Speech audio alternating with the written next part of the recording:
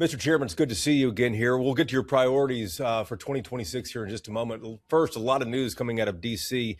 President Trump saying he wants to buy Greenland. He's not ruling out military force either. Do you support either of those?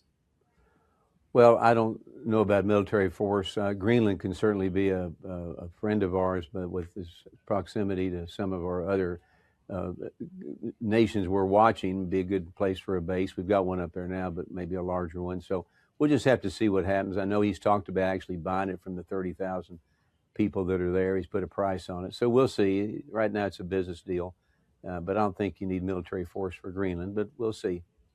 President Trump says the U.S. oversight of Venezuela could last for years. And I remember, I know you do too, the president campaigning on no more foreign wars, America first. This doesn't seem to live up to that. Well, I don't know. I mean, all the drugs coming down from Venezuela have been affected our country severely. I think I saw a number the day 300,000 kids or people have died of overdoses in a very small amount of time. That's been a real problem. We begin to address that. I think that his plan to get democracy back to Venezuela is not bad, actually. I mean, we get this oil, we sell the oil at sticker price, and then we take that money and have Venezuela put a democracy together. I mean, that's a pretty good business plan. So we'll see what happens. But I don't know so much it's nation building. But I think we need friends down there, and that country's been devastated during that time with Maduro. So we'll see what happens, and if we can help them create a democracy and create opportunity, they can become a great friend of ours. He left the brutal dictatorship in place, though. Are you surprised he didn't try to put democracy or restore democracy back in that country? Well, you'd like to finish things, right, if that's the way you think. But I think that he's going to give everybody an opportunity, which is the fair way to do it. But they know that we have the power to do things that we need to do. But I think that he's given them an opportunity to see if they can turn it around, and we'll just see what they do. Healthcare, of course, costs are rising for some 4 million Texans who purchase their policies on the marketplace. Congress obviously left for the holidays without addressing it. Do you expect Congress is going to address this in the new year? Yeah, I think we need to. I mean, it's a huge expense for a lot of people, but we also have to come up with a plan that works. And I'm one of those. I believe individuals ought to own their own health care. I don't think the government should own it. I don't think the place they work should own it. I think it should be transferable. I mean, if they lose their job or they retire, they can carry it with them. I think they should shop across state lines. I think they ought to be able to be put in a pool with other businesses to bring prices down. As you know, I'm a small business owner and I employ hundreds of people, and the cost of healthcare right now is out of sight, and it's a direct expense to businesses. So let's let individuals own their own healthcare and take it with them and shop and get the best deal they can. That's where I stand with it. Is there any talk about actually moving some legislation on this, though?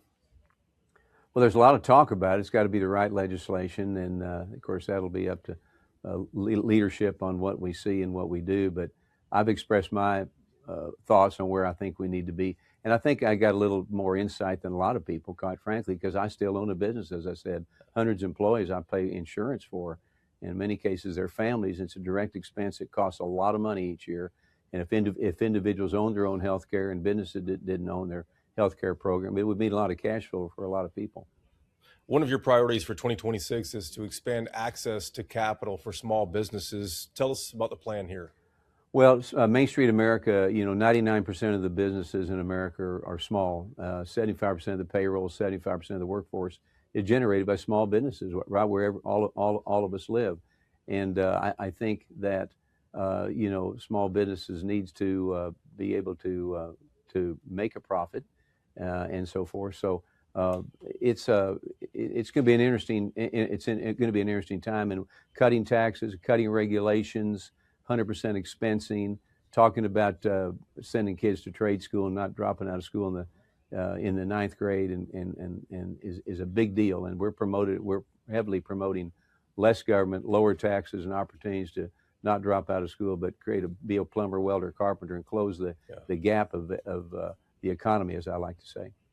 You and the president have pushed to revitalize American manufacturing. Tariffs, obviously, the first step there for companies to start making goods here in the U.S. But what other things do you think in 2026 that Congress could approve to kickstart this industry? Well, to kickstart Main Street, I mean, the bottom line for Main Street is less government and create competition. Main Street doesn't want to compete against the federal government; they want to compete against their competitors.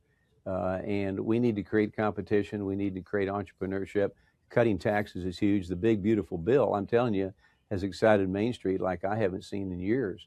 I mean, the idea of lower taxes, the idea of fewer regulations for our banks, which allow banks now to loan money to smaller businesses they couldn't have done in the past for payroll, for cash flow. That's happening. The 100% expensing is huge for businesses. I have oversight of the SBA.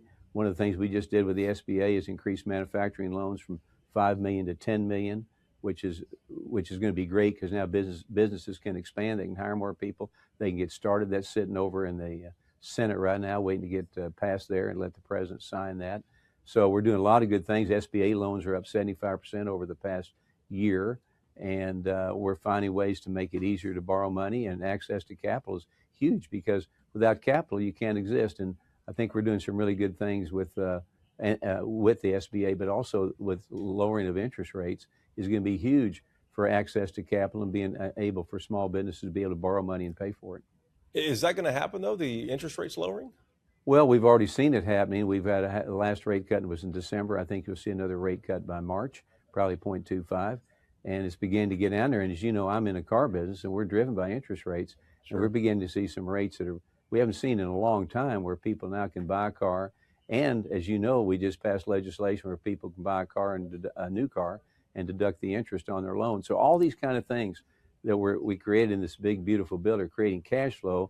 And we all know when people make money, when businesses make money, they don't save it, they spend it. And that generates capitalism and entrepreneurship, investments in the future. I think we're sitting on a great opportunity, time to be in business and start a business. And I look forward to chairing the committee to help people get there. We are a year into the president's second term here. Unemployment is up. Core inflation year to year has increased as well. Polls show affordability is a major issue, which I'm sure you're hearing from some businesses and constituents as well. How concerned are you, though, that national politics could drag down Republicans across the board? Well, I think actually we're going to gain ground because of the various things we just talked about. People are going to get a check probably by April that they haven't seen before. They're going to get money in their pocket. The creation of inventories now. What's the check, Mr. Chairman? I'm sorry if you're interrupting there. Well, they're going to get a refund check, on their taxes cuts and so forth. Yeah, taxes. I'm sorry. They're going to get some money they haven't had in the past. There's going to be money they can spend to pay bills, buy things, send kids to school, whatever. They haven't had that in the past. I think when they start seeing that, and we talk about inflation. Inflation actually is getting ready to come down because we're getting inventories now, whether it be in my car lot or whether it be at the hardware store or whatever. And when you have inventories, it creates competition and you drive prices down. So I think things are and look at gasoline. There's fuel prices now that are under $2 across our country. So things are moving in the right direction. The Democrats can't say anything about that. A lot of infighting, a lot of blaming Republicans. But as we move along, we're seeing less government is truly the best government. And then finally here, we're a week into the new year here. Judging by the state of politics in D.C., though, what's realistically going to get done? Well, that's a great question. I think that realistically, we do need to do something on health care, come up with something. I think we need to continue to create an environment that's entrepreneurial, where people can take risk and get reward on Main Street America. And I think if you basically take government out of the picture and let businesses work and compete and create jobs and create plants. I mean, we mentioned tariffs, but a lot of the tariffs now are beginning to slow down because businesses are committing to build and bring jobs to America. And that's all we want. Let's have production here in the greatest country in the world, create jobs. We got the greatest workforce, and we will be the greatest country in the world, as we should be, if keep the world from imploding. So I'm excited to be a part of it. We travel the country, and the attitudes of people are really, really good. They feel good. They're going to have some money. They're going to have some opportunity. And we're all proud that we live in the greatest country, and frankly, the greatest state in America is Texas. We know that. Mr. Chairman, thank you for the time. Thank you, Jason. God bless.